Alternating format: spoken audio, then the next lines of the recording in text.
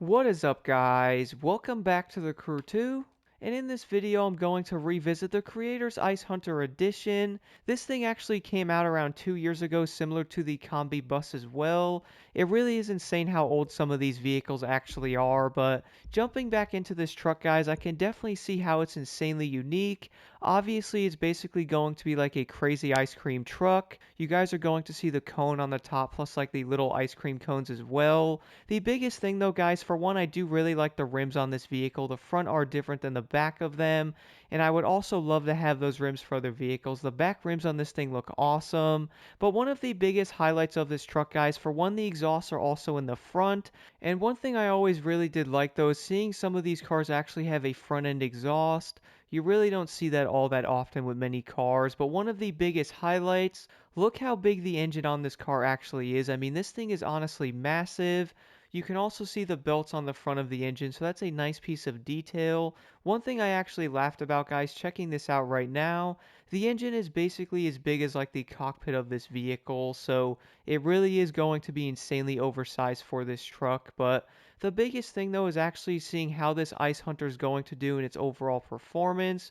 We all do know seeing this is going to be one of like the weirdest rallycross vehicles in the Crew 2, and I would probably say a lot of players are most likely not going to use it, which to be honest I really can't blame you guys, because for one, why actually choose the Ice Hunter over like the WRC05 and or the Escalade as well? For me, I normally run like the Ford Fiesta. Would I actually replace the Ford Fiesta with the Ice Hunter? Probably not, but the funny thing though, I would actually jump into a summit in the future with this vehicle to really see what it can do. I'm actually planning on trying to do some of these summits with some very odd cars, so definitely stay tuned for that in the future, guys. I do want to see how they do perform and to really see if these cars are actually going to be good enough, because for one, I really don't feel like a lot of people are going to pick this thing, but when doing the top speed tests on this Ice Hunter here, I'm sure you guys probably noticed me hitting around 181 miles per hour, which to be honest is most likely going to be insanely average, at least when it comes to the Rallycross category.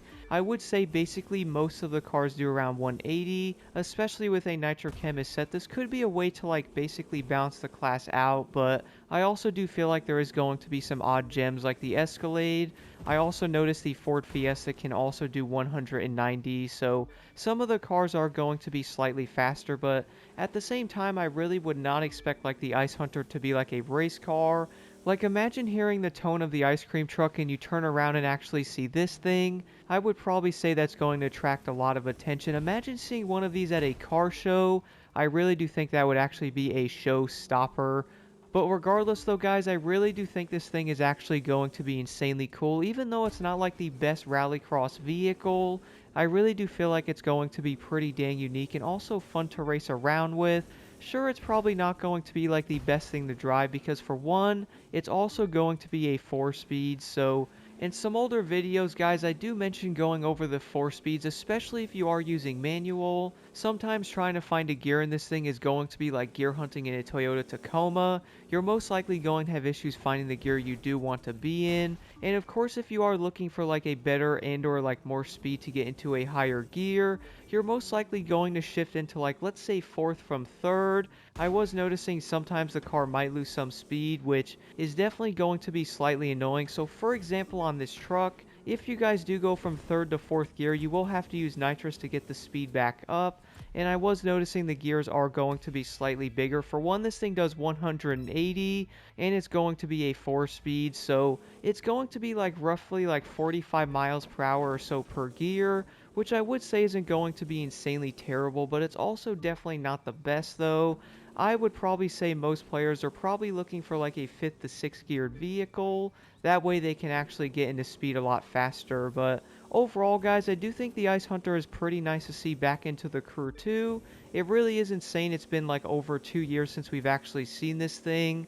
I really do feel like time is going fast, but even though it's not going to be the best vehicle, if you were to ask me should I buy it, I would actually say, guys, definitely go for this car just to have it though. That way you don't actually have to buy this if you do happen to want it in Motorfest. And one way I was also looking at this, like for example, what happens if there is a summon in Motorfest in the future? And of course you actually have to use like the Ice Hunter for it. So at least if you guys already own this truck, you won't have to buy this thing again. And that way you can actually focus on buying many of the new vehicles as well. But I would like to know your thoughts on the Ice Hunter in the comments below. And don't forget to leave a like and subscribe for more insight.